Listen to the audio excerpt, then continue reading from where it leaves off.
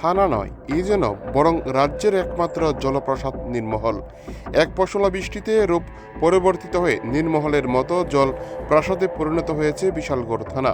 নীরমহলের প্রতিষ্ঠাতা মহারাজা বীর বিক্রম কিশোর মাণিক্য হলেও বিশালগড় থানাকে নীরমহলের রূপ দিয়েছে বিশালগড় পৌর পরিষদ। এর কারণ খুঁজতে গিয়ে জানা গিয়েছে, বিশালগড় শহরে দিন দিন জনঘনত্ব বৃদ্ধি পাওয়ায় আশপাশের জমি ভরাট করে নতুন অনেক দোকান ও বাড়ি নির্মিত হয়েছে। ফলে থানার বর্তমান ভবনগুলি বহু পুরাতন হওয়ায় আশপাশের বাড়িঘরগুলি থেকে থানাটি অনেকটাই নিচুতে অবস্থিত। এই অবস্থাতে থানার একমাত্র জল নিষ্কাশনের মাধ্যম ছিল থানার পেছনে থাকা বিশালগড়ের ডাকবাংলোর পুকুরটি। সম্প্রতি পৌর পরিষদ কর্তৃক নতুন ভবন নির্মাণের জন্য এই পুকুরটিকে ভরাট করে ফেলা হয়। এর ফলে গতকালের এক পশলা বৃষ্টিতে সম্পূর্ণ জলমগ্ন হয়ে যায় বিশালগড় থানা।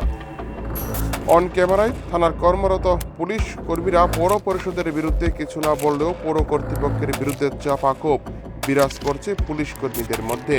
খবর পেয়ে শুক্রবার প্রশাসনিক আধিকারিকদের নিয়ে জলমগ্ন থানা পরিদর্শন করেন বিধায়ক সুশান্ত দেব।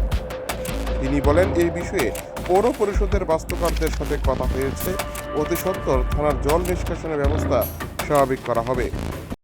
সকালে খবর পেলাম কালকে বর্ষার বৃষ্টির ফলে আমাদের বিশালগড় থানাতে জল জমে আছে। তো আমাদের যারা পুলিশ অফিসাররা আছে ওনাদের যাতায়াতে কষ্ট হচ্ছে কোয়ার্টার থেকে। তো সেই কারণে আসলাম, পৌরসভার ইঞ্জিনিয়ারদের সঙ্গে কথা হয়েছে, ওনারা আসছেন, এক্ষুনি জল নিষ্কাশনের ব্যবস্থা করা হবে।